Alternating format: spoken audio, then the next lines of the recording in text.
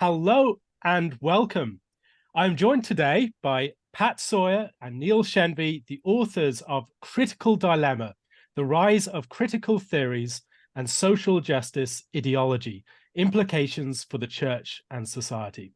Thank you so much for joining me. Thank you. Pleasure.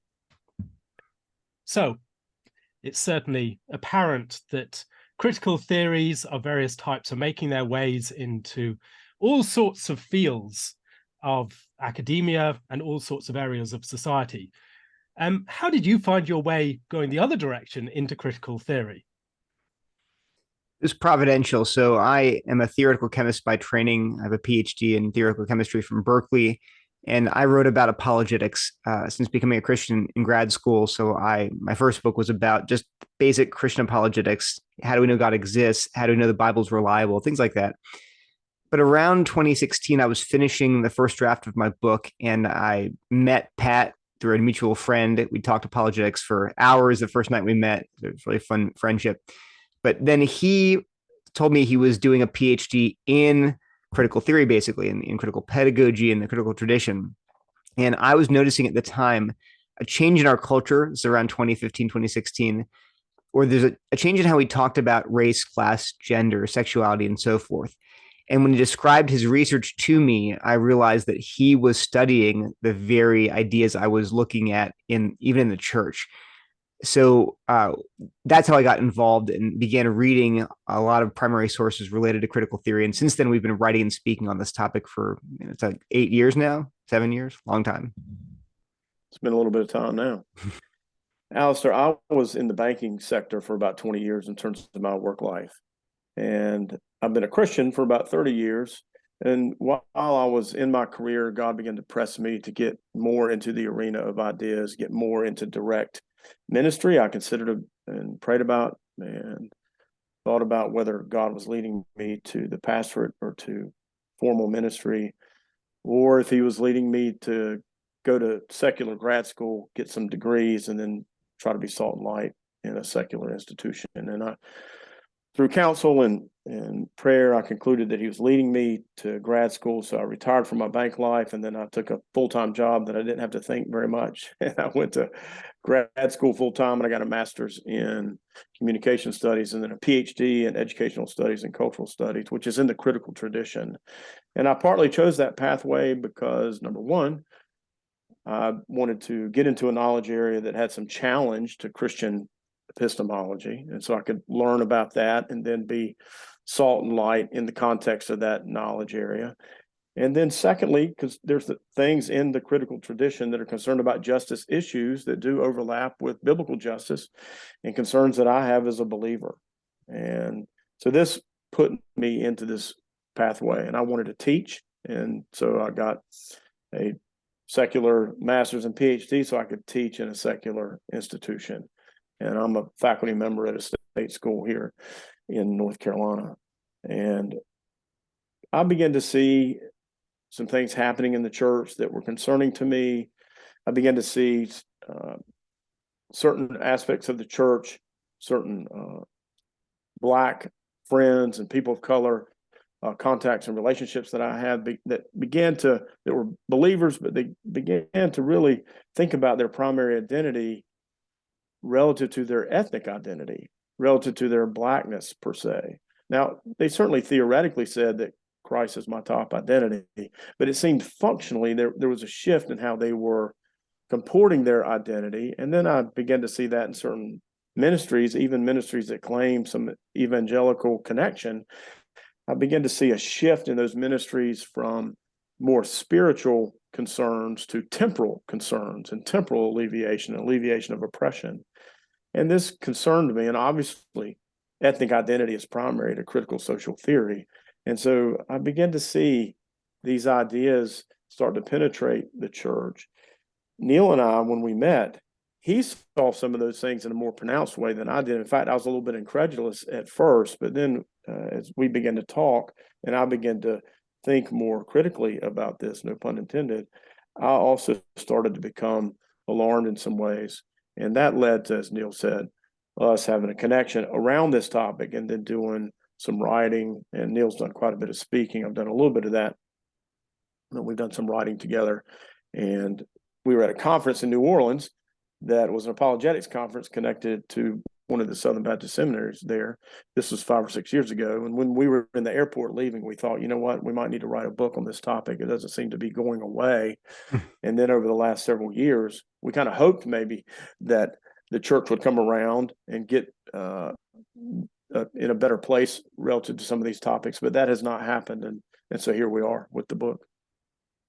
You both mention a shift that you observed within wider society, but also within the church. And yet the ideas that you're talking about are ideas that have been around in many cases for quite some time in academia. What do you think are the key things that catalyzed the spread of those ideas within society at large? What has changed? We have, in our second chapter, we have a whole long history of our nation's struggle with racism and slavery and Jim Crow and black codes. So that's a larger context for why do we even have, say, a race problem in the US. But of course, that's a multi-century long problem. But in our immediate context, I'd say that there were two big events that precipitated a huge seismic shift in how we thought about race, class, and gender. The first was the rise of Black Lives Matter around 2015. So the murder of Trayvon Martin, and then and all the activism surrounding that, because Black Lives Matter was, people are now realizing, I think, especially an overtly activist, critical theory infused Marxist organization. They'll say that explicitly. It's not a hidden thing. And in our book, we cite some of their statements of beliefs. So they're deeply informed by these critical social theories and anti-racist discourse. And then more recently, George Floyd's death in 2020, that also created an upsurge in interest in figures like Robin DiAngelo, Ibram X. Kendi. I mean, they were sitting back-to-back best-selling authors on Amazon, on Kindle, on the editor's choice picks for Audible. So those two figures in the popular mind really were at the forefront of quote-unquote wokeness, whatever you want to call it, critical social theory, critical social justice.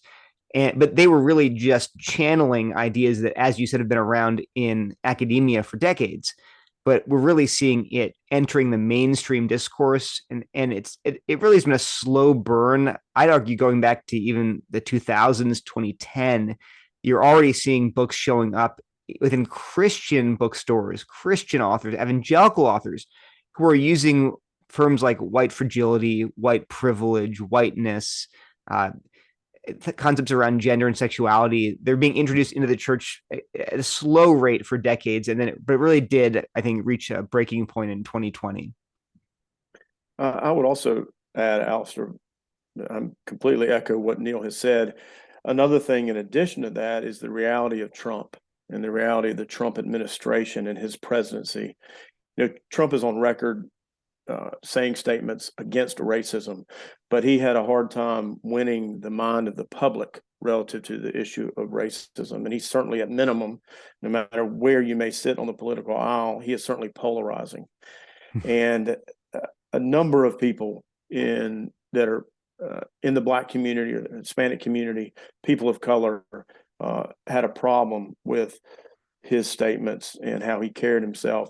And while there has been a surgence of people in the Black community that are pro-Trump, the media really jumped on his perspectives and, you know, amped up and fomented the polarization. And so that's also contributed to how we have had a resurgence in identity politics in general.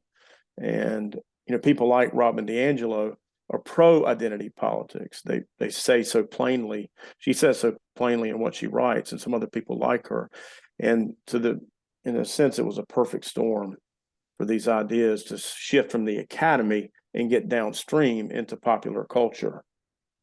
One more thing I'd add actually was the Obergefell decision in 2012 that legalized same-sex marriage.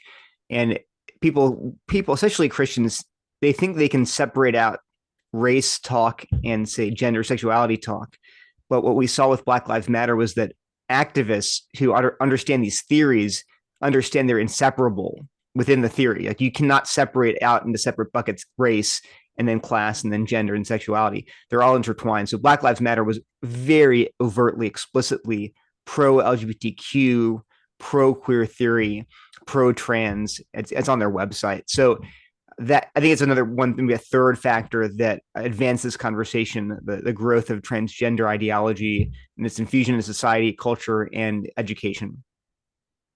It seems to me that a lot of the debates that we have surrounding things like critical race theory, whiteness, Marxism, etc., are focused upon the terms themselves. The terms take on a life of their own as signifiers of where you stand in particular political debates and social divides. And I wonder, is that something in the terms themselves? Is it something of the environment? It seems that there are highly stipulated definitions of things such as whiteness, and those terms will play very differently in different conversations. In some contexts, it's very clear that this is a form of life that's arisen in a context of white dominance as the majority culture. In other contexts, it's almost attached to this skin of the person themselves. And I wonder, is the ambiguity and the contestability of these terms a feature or a bug for the theories that use them?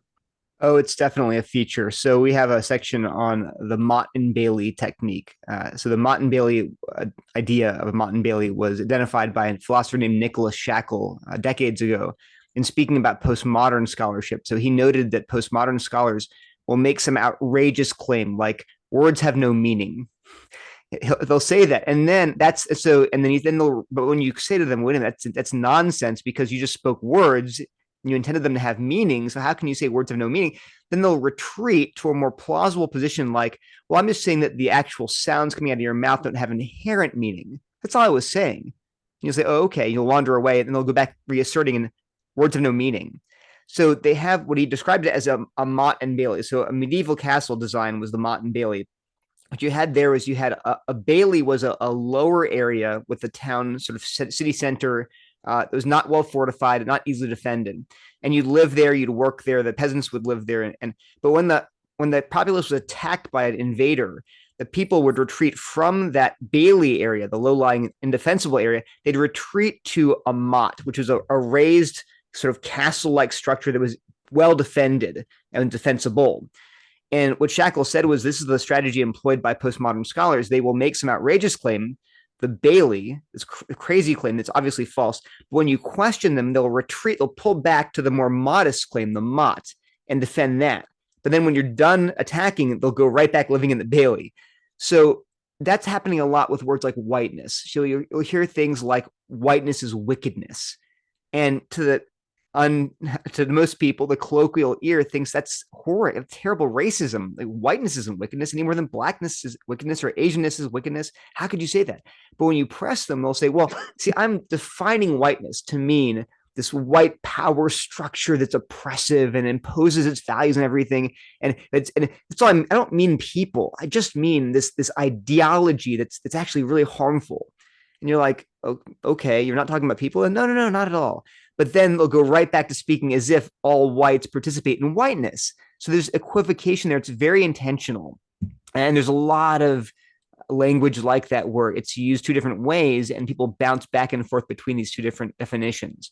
And there, of course, there also this shibboleth factor where certain words like cultural Marxism or critical race theory, they do take on these weird meanings that even conservatives will use those, weaponize those terms, and anything that they don't like is critical race theory. Anything they don't like is cultural Marxism. So it's on both sides will employ that. But it's a very standard strategic equivocation on the part of activists. I think you probably see the same thing with key slogans like defund the police or Black Lives Matter. On the one hand, certainly when it comes to Black Lives Matter, I mean, who could dispute that just at a basic level? But then it's the ways that it's connected to a particular movement, connotations that it has in the claims that are being made about what that actually entails. And it's not an innocent phrase that can just be accepted at face value. And same with defund the police. That's a good example of a Martin Bailey one where on the one hand, people will have this extreme claim of defund the police, and when you investigate it a bit further, it's very clear they're not actually saying that, or at least they will say that they're not actually saying that. But clearly some of them are making more radical claims than the Mott would suggest. Mm-hmm. One of the things that I would just mention along these lines, Alastair, is that our book takes care into trying to explain terms precisely. We recognize that, as we've just said, sometimes people on the conservative side of the aisle will try to collapse all kinds of things into a CRT label, and they'll embed things into that CRT label that they're not necessarily connected to CRT. And so we caution against that. And then we also recognize that for some on the left, they treat these terms as kind of a shell game, kind of a moving target. So once you identify a problem with a certain term, then sometimes the response will be, oh, I'm not meaning that term. I'm not meaning CRT. I'm not meaning critical race theory. I'm meaning critical theory. Or I'm not meaning critical theory, I'm actually meaning critical social justice. And while that can be a weaponized dynamic to actually not deal with the actual ideas behind the label, so we recognize that as well. So what our book focuses on is trying to be nuanced and accurate about the actual terms, but then also say, let's not be terribly caught up in terms. Let's talk about the ideas that are behind the terms. And no matter what you call them, these ideas are problematic. And our book is about addressing those ideas. One thing I wonder about is the way in which certain movements are moving with certain ideas. They're driven by certain key figures who are at the heart of the movement, and they're tied up with certain ideologies. But those movements are standing for the interests of groups, and they're standing for the interests of a particular set of wider concerns than the ideologies that are serving as a vehicle. And if someone were to say to you, I'm on board with many of the criticisms that you raise about critical race theory, but yet this is the actual vehicle that exists for anti-racism in the current context. And if we were to just throw out all these ideas, we wouldn't have a vehicle to address some of the live issues within our society. Is there a way that we can say, okay, the vehicle of critical race theory has all these sorts of problems, and we're constantly having to address some of these problems, and it's leaking, it's got structural issues, it's not safe, etc. But at the same time, it's what we have, and we have to work with it.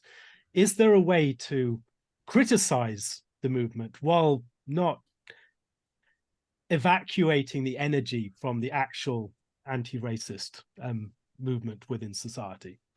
So I think that, go ahead. I was going to say that I think the metaphor of a vehicle is useful because vehicles are driving in one direction. They're heading somewhere.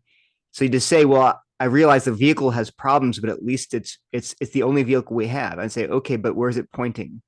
And what you find is, for example, Black Lives Matter, the organization versus the movement, say, well, the movement has coalesced around the organization and has embraced the organization's end goals and ideology and assumption and presuppositions. And all of those end goals are pointing in a direction that is antithetical to Christianity. It just is. And you can read their statement of beliefs. So I sympathize with Christians who say, all we want to do is to fight racism, actual racism. We get that Black Lives Matter has all of these terrible ideas, but what else are we going to do?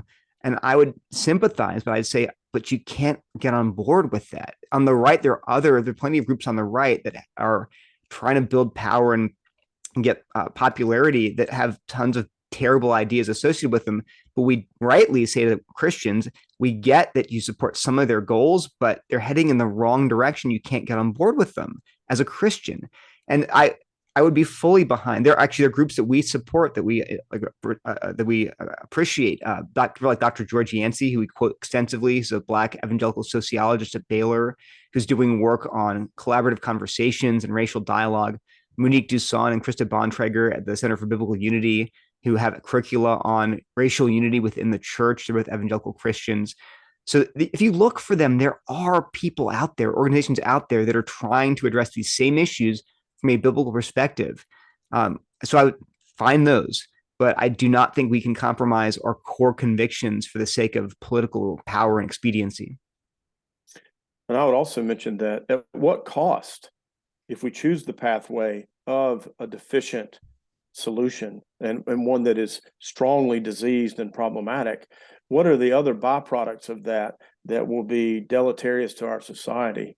There are some of our endorsers have come to this issue because they've seen a critical social theory approach to racist issues to yield more problems than it solves. And so that is another feature that has to be thought about in terms of if we were to choose that pathway.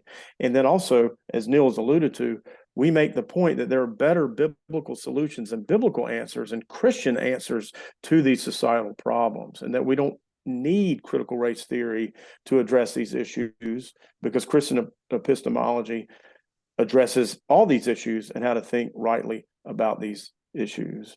And then I think it's critical that we also recognize that while someone could pick their spots with a certain critical social theory and try to emphasize something that it gets right, and we actually acknowledge where critical social theory gets certain things right, while that can be done in a specialized way or in a narrow way, if we're going to try to offer a robust answer and solution to the social problems that we see, then we have got to take on the entire beliefs and perspectives and presuppositions and internal commitments that these knowledge areas have.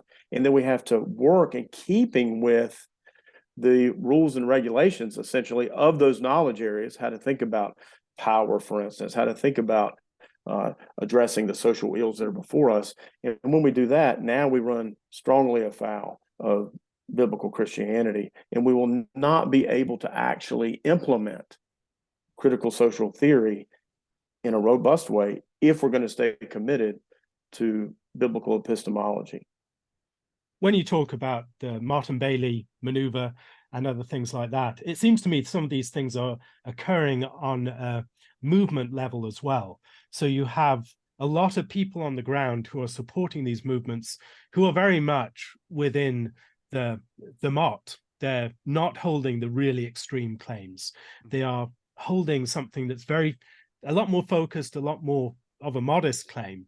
But then there are key leaders who are using the political capital gained from those who are supporting the movement to support these far more radical claims. And I have a lot of friends who would, on the one hand, say, okay, we see these problems with certain key leaders, the ideologies that they're holding, they're advancing. But when I was marching with this, that was not what it was about for me.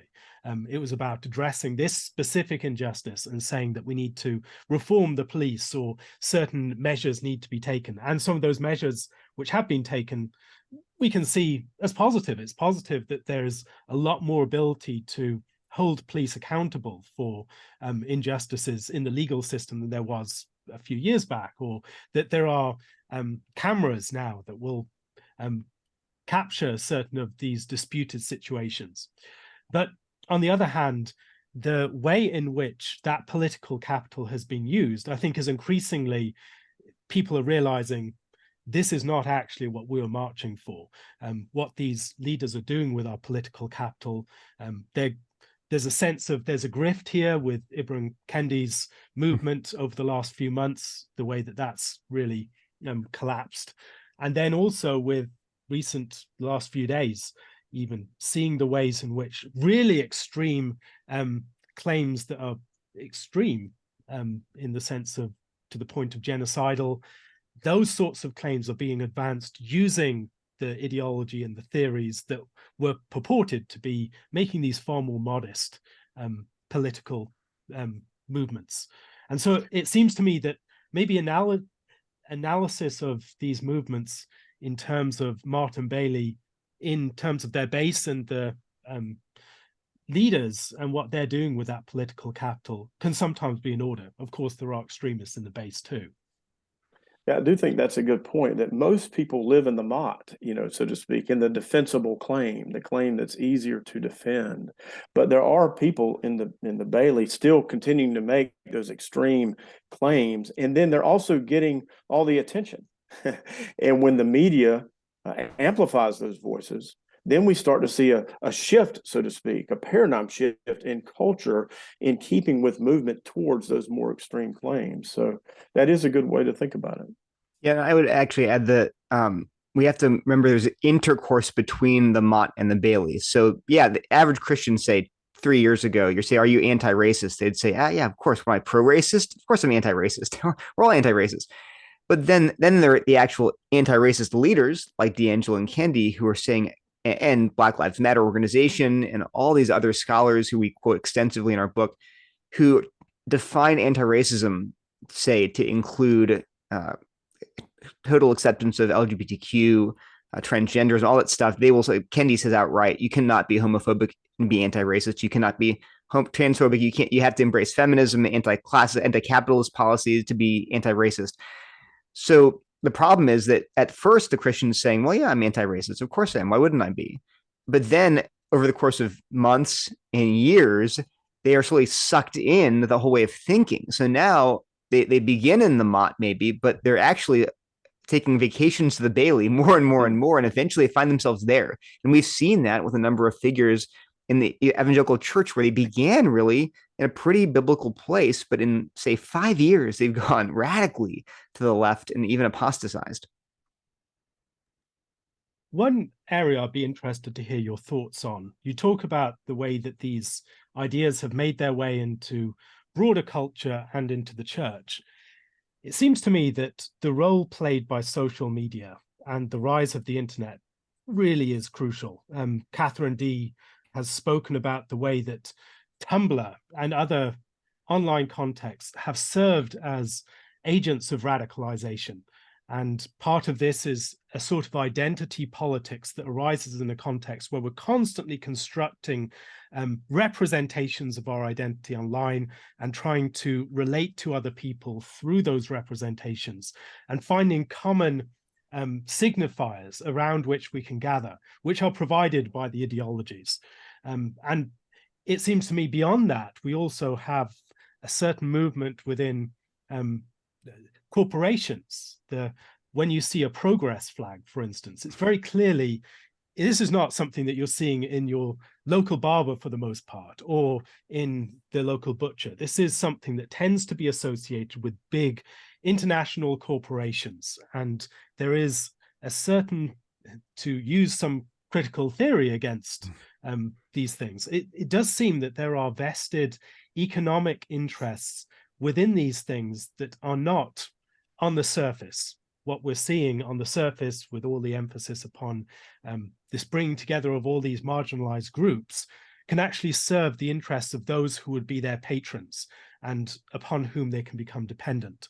And it seems also that there is, within this, there's a movement to a sort of projection of one's inabilities and problems and tensions into the realm of ideology. There are two really good pieces that I read a while in the last year, articles that discuss this in various ways. One of them is Failure to Cope Under Capitalism by Claire Coffey, and the other is Orna Guralnick. I'm a couples therapist, something new is happening in relationships, in the New York Times Magazine.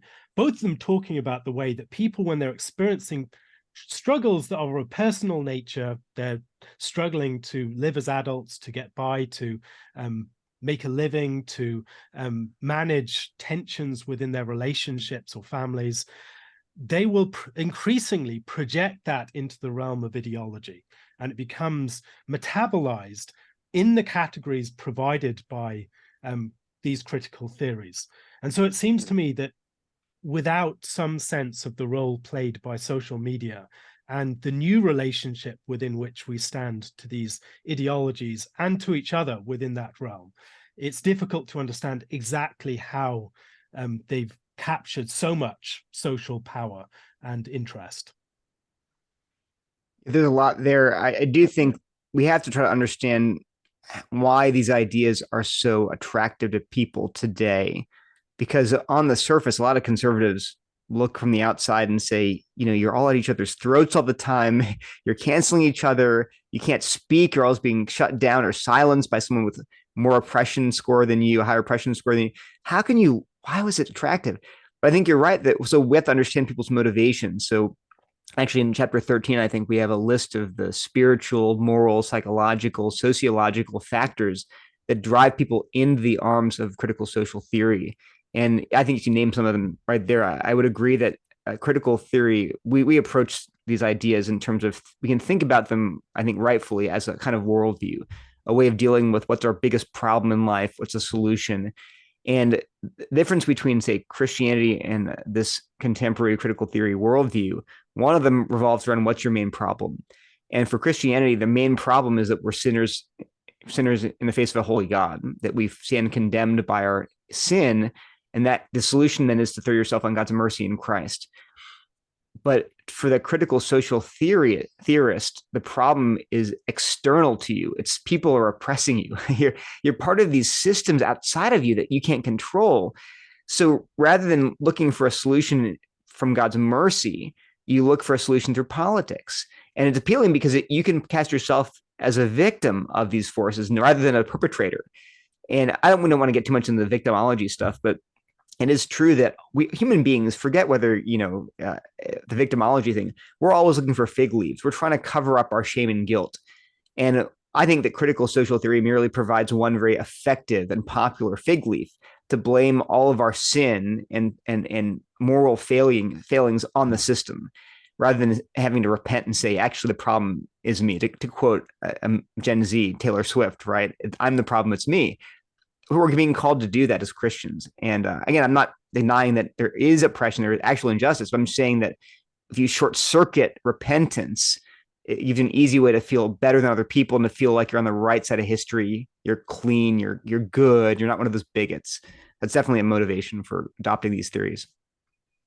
And I would mention also, Alastair, in relation to what you're saying about social media, the explosion of social media has really put the common person out there for everybody to see. And that has accentuated the dynamics that we're talking about here in terms of how people are beginning to imbibe these ideas and represent these ideas. It's not that people are going out and, teenagers are not going out to read Michel Foucault and Judith Butler to get their ideas around gender and power. But TikTok will offer you plenty of content. And this is, I teach in a state university, and my undergrads are eat up with social media. They can't even begin to unplug. And sometimes we do a debrief. I'll bring up certain cultural issues and I'll ask, okay, who's got an opinion around these issues? And where are you learning your information around these issues? It is social media. It's what they're getting from certain influencers and certain content. And every now and then we'll get in some very interesting conversations about, well, does this particular influencer actually know what they're talking about, and how would you know, and how are you determining that? But without question, like you mentioned, social media and the advent of social media over the last decade, and how it is captivating our time, and particularly the time of the younger generation, so to speak, that are really beginning to imbibe woke ideology, which is downstream from critical social theory. This is coming through social mediated formats. And it's an interesting question to consider. Well, how can this be slowed down? How can cultural patterns that now seemingly are getting entrenched, that are fairly new, but they are getting entrenched, how will people really deplug, so to speak, and unplug, decouple themselves from their mediated devices and the influencers that so many are looking up to? That's a difficult question to tackle. Neil, you mentioned victimhood earlier, and I think this is an important part of the conversation. One of the theorists of victimhood over the last 100 years that is very famous for his discussion of the scapegoat mechanism and the way that Christianity exposed victimhood mechanisms is René Girard. And he writes in his discussion of new movements around victimhood, the way that there is a current process of spiritual demagoguery and rhetorical overkill that has transformed the concern for victims into a totalitarian command and a permanent inquisition. The media themselves notice this and make fun of victimology, which doesn't keep them from exploiting it. This was quite some time ago. He wrote this. The fact that our world has become solidly anti-Christian, at least among its elites, does not prevent the concern for victims from flourishing. Just the opposite. The majestic inauguration of the post-Christian era is a joke. We are living through a caricatural ultra-Christianity that tries to escape from the Judeo-Christian orbit by radicalizing the concern for victims in an anti-Christian manner. And he goes on to say, the attempt by Nietzsche and Hitler to make humankind forget the concern for victims has ended in a failure that seems definitive, at least for the moment. But it is not Christianity that profits from the victory of the concern for victims in our world. It is rather what I think must be called the other totalitarianism, the most cunning and malicious of the two, the one with the greatest future by all evidence. At present, it does not oppose Judeo-Christian aspirations, but claims them as its own, and certainly moved beyond that state, and questions the concern for victims on the part of Christians, not without a certain semblance of reason at the level of concrete action, given the deficiencies of historical Christianity. The other totalitarianism does not openly oppose Christianity, but outflanks it on its left wing. All through the 20th century, the most powerful mimetic force was never Nazism and related ideologies, or those that openly opposed the concern for victims and that readily acknowledged its Judeo-Christian origin. The most powerful anti-Christian movement is the one that takes over and radicalizes the concern for victims in order to paganize it. The powers and principalities want to be revolutionary now, and they reproach Christianity for not defending victims with enough ardor. In Christian history, they see nothing but persecutions, acts of oppression, inquisitions. It seems to me that Girard's discussion of this was really very prescient, and he's speaking to developments that we've seen really take fuller form in the last few decades. What is there about the present understanding of victimhood within these movements that differs from the Christian understanding? And how can the Christian understanding respond to these without denying the category of victim and actually upholding what it has done historically to sensitize us to the figure of the victim? So I think Girard nails it. It is very prescient. I think the key to understanding how critical theory reinterprets victimhood is understanding how they reinterpret the word oppression. So they will outright say plainly that oppression used to mean tyranny, unjust, cruel treatment, control, murder, theft, things like that, rape. This is how oppression operates. But they would say they redefined, reconceptualized the term oppression to refer not just to those overt acts, but to refer to the subtle ways in which the ruling class, whether it was whites, men, heterosexuals, Christians, imperialists, the able-bodied, whenever you had a ruling class that imposed their values and norms on culture, that was oppression.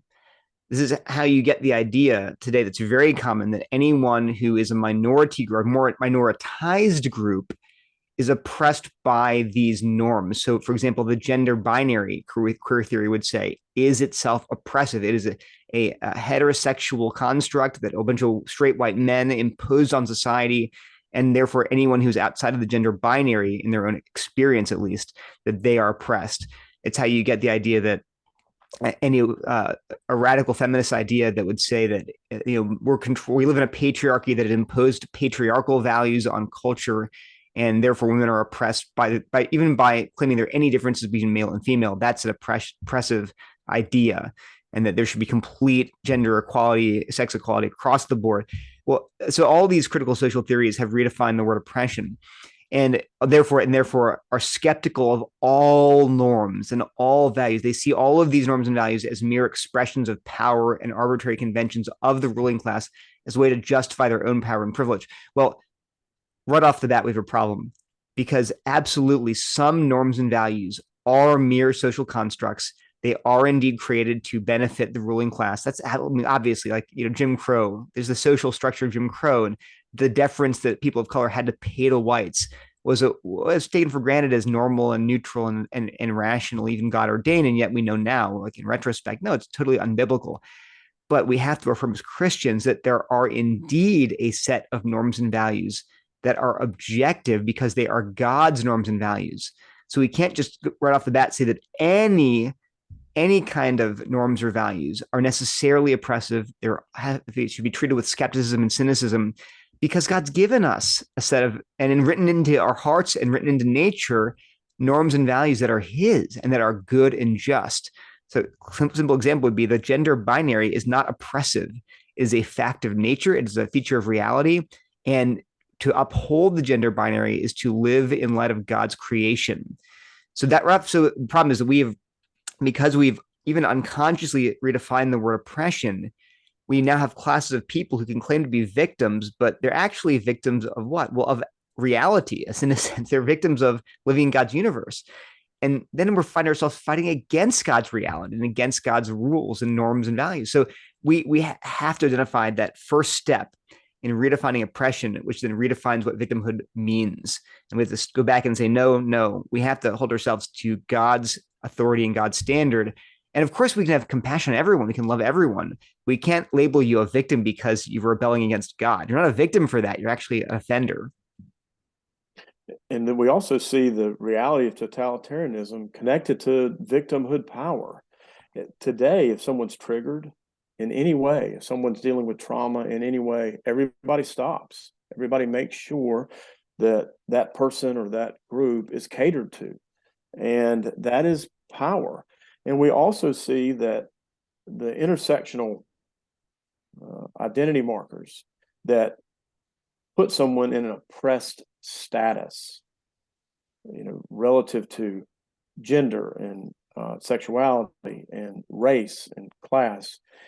If you meet certain identity markers that put you in an oppressed category, well, now critical social theory would say that you have special insight relative to social analysis about the vector that you're in. If you're gay, then you have special insight into how to think about gay concerns and gay issues and how society ought to treat and think about the LGBTQIA plus community.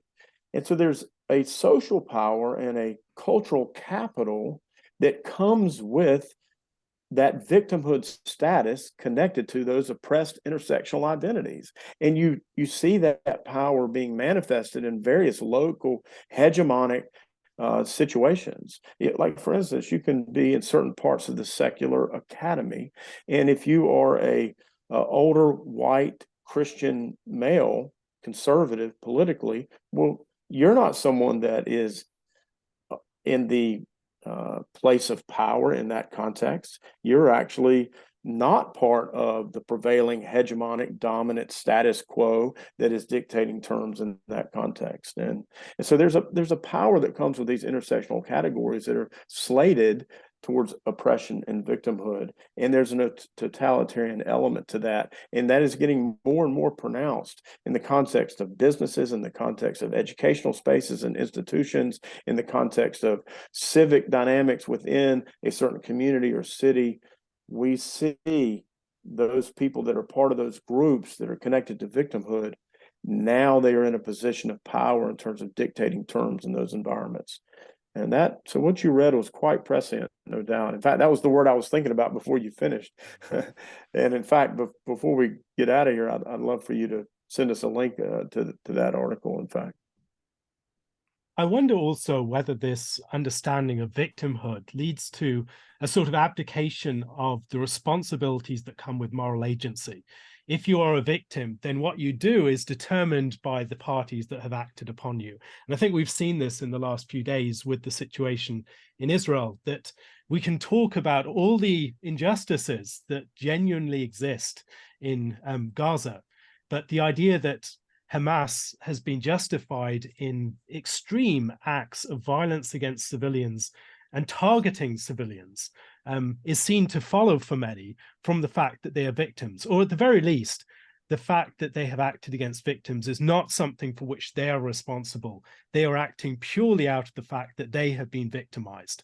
And it seems to me that more generally, as this victimhood ideology starts to produce people who are exercising power, that leads to a denial of the responsibility that comes with power, because people who are exercising power, who see themselves as victims, can be justified in their exercise of extravagant and unjustified force against those who are portrayed as their victimizers. And yet they are not responsible for their moral agency. And so power becomes unaccountable in a situation where it's so tethered to this ideology of victimhood. So I'll say two things. First is that in Robin DiAngelo and Özlem Sensoy's book, Is Everyone Really Equal? There's a figure 5.1 in their book, and it has a list of various oppressions: racism, sexism, classism, transgender, transphobia, and so forth. And they have a list of different groups. So they're the dominant groups: whites, men, heterosexuals, Christians, and they're a list of the subordinate groups: women, people of color, LGBTQ people. They have this two columns.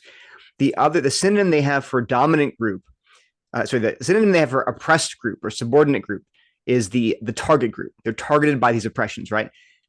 They label the other column of oppressors or dominant groups. The other synonym they use is the agent group. They're the group with agency. The other group is merely a target of their agency. So exactly what you're saying is explicitly brought out. These groups lack agency, and even in some sense moral agency. They are forced into whatever they're doing, whatever they do. It's not really their fault because they're the victim of oppression. And remember, oppression doesn't refer to actual overt acts of injustice. They're oppressed because there's a gender binary. They're oppressed by living in a white supremacist society or living in a patriarchy. And so, ironically, a lot of conservative women, a lot of conservative Blacks will actually, they detest this notion that they have no agency because it really is dehumanizing.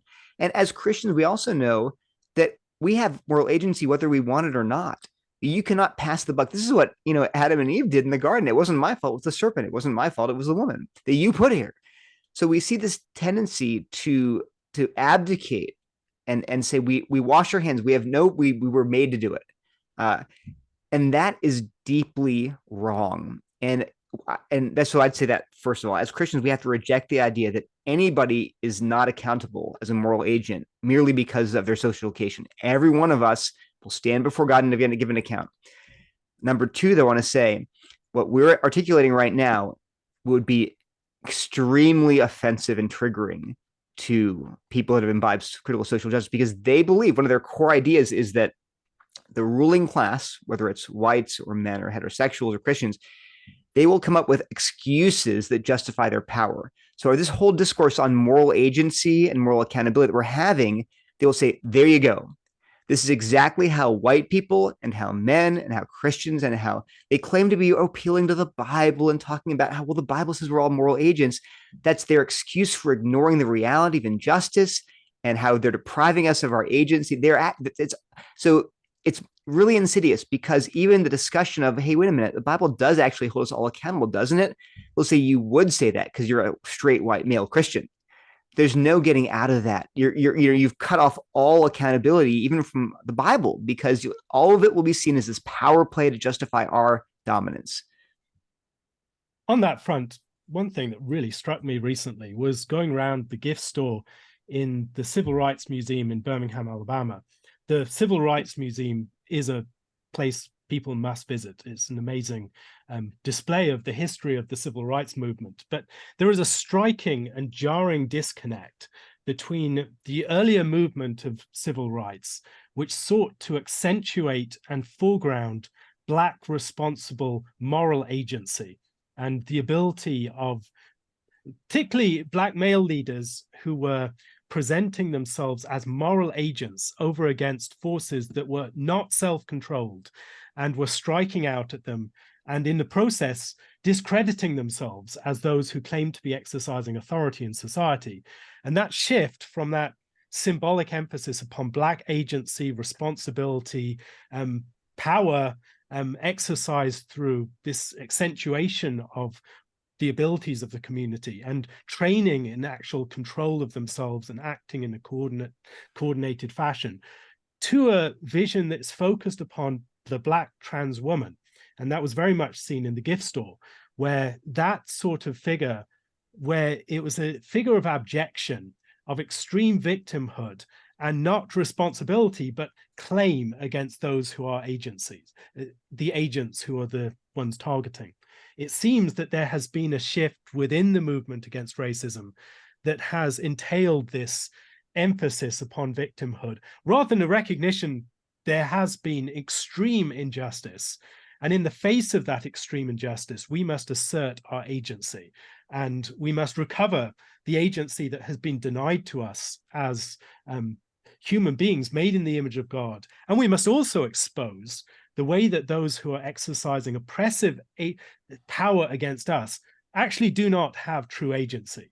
They're acting out of impulse and instinct. They're acting out of unconsidered ideology. They are not actually responsible moral agents themselves. And so recovering that moral agency became a means of exposing something that was lacking in the oppressor party. They're not pure agents either. And it seems to me that there's been a very radical shift there that can be seen in the symbolic movement from the Black responsibility in self-controlled protest and resistance in a peaceful manner of extreme violence, to violent breaking out in the name of particularly the Black trans woman.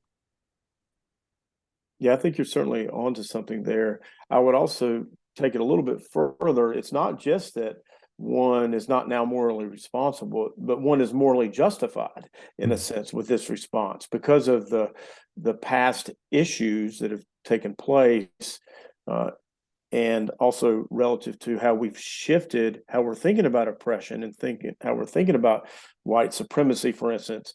We mentioned that term, white supremacy historically being tied to white power and white nationalist groups. And obviously, the civil rights movement was pushing back against the hardcore white nationalist and white power groups and that hardcore racism. Well, now that term white supremacy has been changed, it's been expanded, and it's been diluted, and it's been tethered to white majoritarianism and been tethered to norms and traditions and customs that now are ostensibly oppressive, even though they're not tyrannical or this violent, overt oppression. So we had to change the definition of this oppression. So then now we can onboard more perspective in terms of how we're going to deal with what now we're classifying as racist actions. And this means there has to be a shift. And so critical social theory pushes back against classical liberalism.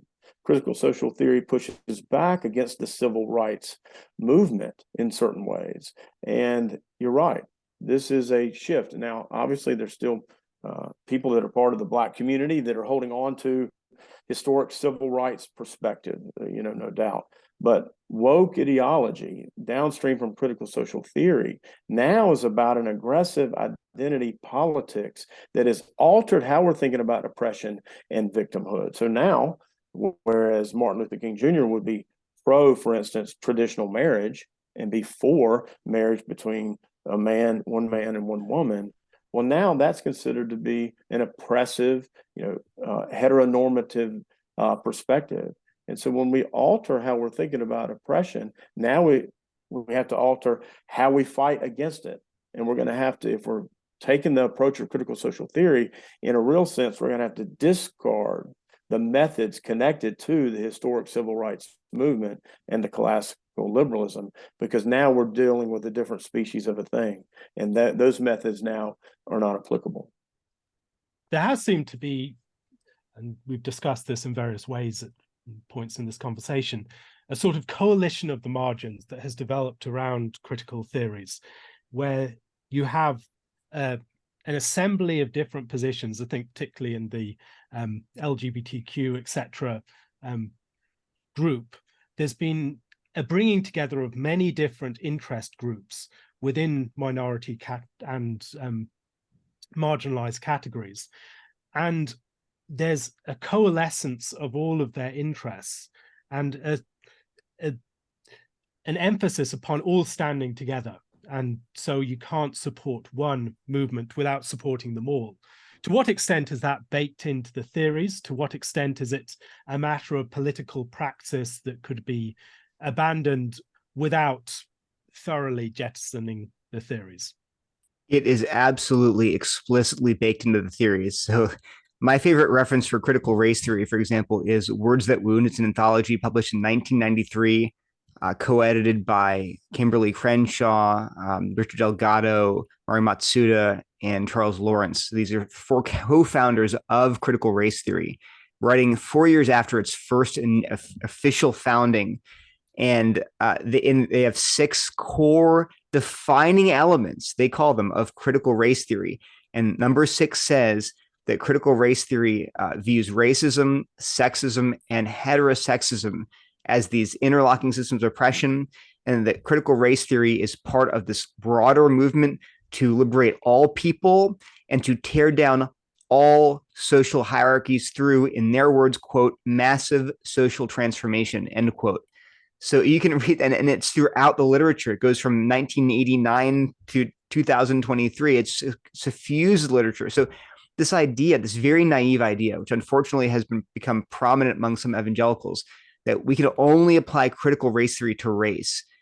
It's never been only about race, going back as long as you want. And actually, Crenshaw coined the term intersectionality to insist that it's not only about race. So her idea was that, your identities are complex. You can't be limited or shrunk down into a single factor like race or gender or class. You're a combination of all those factors. So a Black woman experiences double oppression on the basis of her gender and her race, whereas a white woman only experiences, say, gender prejudice. So the bottom line is that that theory of intersectionality really took off, and it basically united all of these different critical social theories under a single overarching framework. And so now you'll read critical race theory textbooks, and they'll have a whole chapter on queer theory or on queer theory ideas. You'll read queer theory texts, and they'll have sections on race. You'll read disability texts, and they'll have sections on race and gender. So within that framework, you cannot pull these struggles apart. It's not merely a political alliance. It is baked in the deepest level of theories and has been for decades. So again, I find that just so frustrating that Christians don't see that, because right, if you read the primary sources, it's over and over and over stated. And to continue that, it's also stated that not only can you not disentangle these intersectional identities and the oppressions that go with them, but that if you attempt to do that, you're not actually doing critical race theory, for instance. Yeah. You're not actually doing anti-racism. The scholars are very explicit that if you are not going to adopt, let's say, the agenda of the LGBT plus community, then you're not going to be someone who is actually anti-racist, pushing back against racism. Mm-hmm. And we recognize that certainly an issue of racism for a Black woman is different than for a Black man, because her gender is connected to how that racism might be manifested. We don't deny that there's some common sense perspective there, and we actually honor that. But the actual move to then say that you can't meaningfully fight against racism without adopting the LGBTQ plus community's agenda and perspective is just made up. That's just not true. You absolutely can, and that's partly because we are understanding how power is being manifested in society, and in not everything that is being labeled as oppression is actually oppression. Mm-hmm. And so we can deal with actual oppression when it is in front of us, and then also recognize that what's being called oppression over here is not actually oppression. And so since I'm not dealing with that, that doesn't mean I'm disingenuous or not being effective in dealing with the actual oppression. And I would want to mention too, Alastair, that part of that pushback on the civil rights movement that we were talking about earlier is because issues around egalitarianism, equality, objectivity, neutrality, colorblind perspective that was heralded in certain ways relative to the civil rights community, these perspectives now are considered by critical social theory as items or ideas that actually mask racism, that cover up actual racism. And while there's some nuance here and some truth to get at in terms of unpacking that on some level, a blanket statement in that regard is ultimately false. But critical social theory, again, has had to change how it fights against perceived oppression, because again, oppression has been changed in terms of how it's defined. One thing I'd be curious to hear your thoughts on is the way in which Christians have had different responses to these critical theories. So there have been some who have tried to develop a more Christian approach to critical theory, taking on board some of the tools provided by critical theory, while also being very aware of some of the faults and the tendencies that you have identified. So think of something like Christopher Watkins' recent book, Biblical Critical Theory: How the Bible's Unfolding Story Makes Sense of Modern Life and Culture. On the other hand, there have been those who have had a sort of counter movement to critical theory, where there's an emphasis upon bringing together a different sort of identitarianism that is very much opposed to the coalition of race, gender, sexuality, etc., but along lines that follow very similar underlying dynamics. And I'll be curious to hear your thoughts on how Christians can relate to these various approaches that have been taken relative to critical theories within their own churches. So I think we reject the eat the meat, spit out the bones approach to critical social theory because our contention is that it's not meat and bones, it's poisoned meat. You can't get the poison out of the meat. It's poison. That's the whole point of the poison. So what we would say is instead what you can do is you can affirm true statements that are made by critical theorists. If they're actually true, all truth is God's truth. If it's actually true, it's actually true. And you can say, well, the critical theorist said this, but it's actually rooted in reality, which God created. So we can affirm that without saying that critical theory itself is true. Analogy would be, if an atheist car mechanic tells you your muffler's broken, you don't have to deny that because he's an atheist. You can say, oh, yes, my muffler is indeed broken, even though you're an atheist. Does not mean you're affirming atheism. So in the same way, we go through our book, a whole chapter 7 is about positive insights from critical social theorists. We say there are all these things they say that are actually true and reasonable. Now, but we have to be careful. It does not mean we're advocating that critical theory is a good way to think about reality. It's not remotely. I would just try to do that. I've learned actually even to use language. I don't say critical race theory has positive insights. I was just something like critical race theorists occasionally have positive insights to make sure it's very clear to people what I'm affirming and what I'm not affirming.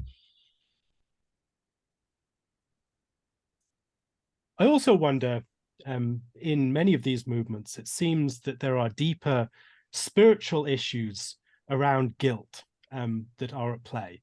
And as Christians, we have very clearly an account of what sin is, an account of what guilt is, and an account of how to deal with these things.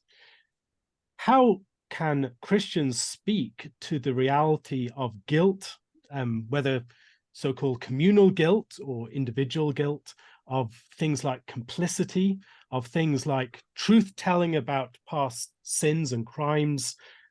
How do we relate to these things as Christians trying to speak from a Christian vantage point?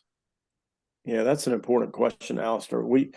In our book, we have a section that gets into collective guilt and how to think about collective guilt and to think about sin and guilt in general. And we make it clear that you're not guilty of any sins that you did not commit. You're not guilty of sins that you did not commit. And even when we see what's happening in terms of how repentance on behalf of Israel by certain prophets in the Old Testament, what we're seeing there is those prophets themselves are including themselves in the we, in the us, recognizing their own sin and complicity in what's being discussed. And so we go through chapter and verse how to think about guilt and sin.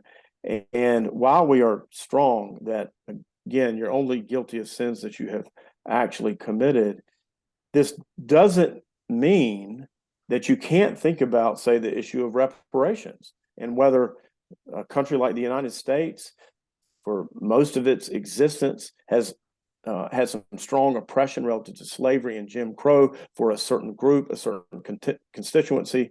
It's not unreasonable for that country to think about how it might redress ongoing related implications from that oppression to the group that is in existence today. It's not improper to think about, but we can't tie that to false views of hamartology, false views of sin and guilt. We just cannot do that.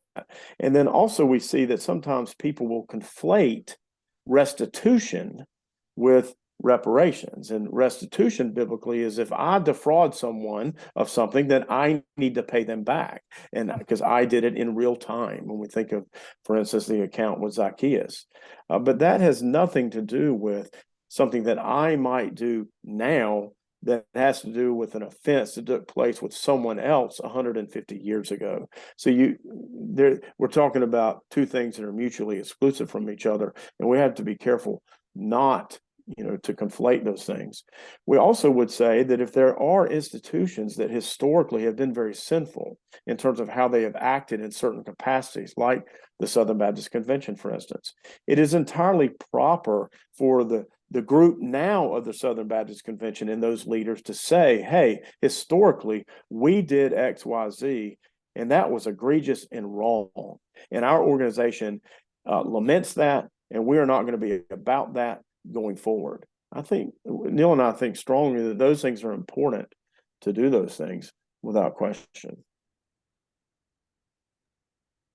On that front, and in conclusion, it seems that many of these issues come down not to pure objective facts and realities in society, and they don't come down either to purely subjective things. There's something intersubjective about what we're dealing with, and it's the relations between parties within society and the need for things from each other, the need for dignity, meaning, purpose, belonging, some sort of face within society, the need for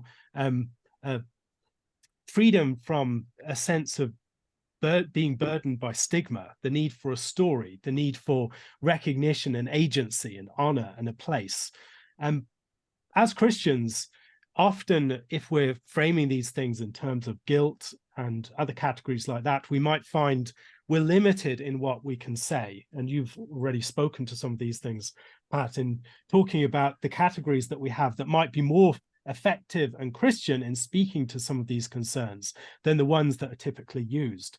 What are some of the ways that within churches where there are divisions over these issues, that there can be a greater hospitality and concern and love for those who are sensitized to their lack of standing within society, to their marginal status, whatever it is, without resorting to the categories that are given to us by the critical theories that you discuss? I'll just say something quickly, and then Neil, you can follow up. We agree strongly that those that have been part of majoritarian society, those who have had power and cultural capital in society, need to be sensitive and think about those groups that have been minoritized and have had deficits in cultural capital and cultural power. And so that will mean that Christians will need to be thinking about how their brothers and sisters of color and brothers and sisters that have been connected to groups that have had deficiencies in power in the course of the history of the United States and the context that they're in, then there should be some sensitivity about that. And there is a need to be a promotion of racial harmony and connection and unity. Now, when there's been sin committed between the two groups, if there's been a white person who sinned against a black person in a racist way, well, then obviously they need to repent over that sin, of course. But when that has not happened in time and space, there still needs to be some kind of sensitivity, understanding the context that we're in. And so we lay out in our book a plan, a 3-point plan of awareness, and then contemplation, and then action when it comes to racism in this country. And we are calling on people that have been part, whites particularly, of the white majoritarian culture in the United States, who have not had the press of racism against them even remotely like their black and brown brothers and sisters of color. We encourage them to get aware of what has happened in terms of our racialized history and the implications of that for today in terms of lack of resources or lack of agency or lack of opportunity that still linger. And then when we gain that kind of awareness, then we contemplate it, think about it, and think about ways that we can start to take action to be a force, to be salt and light, to be a stakeholder in society that is pushing back against racism and opening up doors of agency and upward mobility and opportunity where we can for our brothers and sisters of color who have had deficits. I'll do two things. One is that we emphasize the need for dialogue in the church. I find that when I talk to people who are even skeptical of, our whole approach to these issues, when I'm willing to talk to them, listen to them, and listen to their concerns, and then share my concerns, that's very effective. People want to know that you care, that you're listening to them. And then I think that's the way forward for the church as a whole. We have to stand against these theories. They're terrible. And yet we have to do that, I think, by winning people's hearts, creating unity in the church, not further division. That's number one. And number two is just preach the gospel. It sounds so simple, but the gospel is what unites us as Christians. All of this is founded on the fact that Jesus purchased for himself a people to be the family of God, to be a new nation, a holy people. And so when we see that, when we see what Christ has done for us, then that will begin to make all these other issues not non-existent, but less important in the light of what we share in Christ. So I think, again, the dialogue and then the unity in Christ has to be forefront of how we preach the gospel. The book is Critical Dilemma, The Rise of Critical Theories and Social Justice Ideology, Implications for the Church and Society. Neil and Pat, thank you so much for joining me. Thank you very much. Absolutely. Thank you.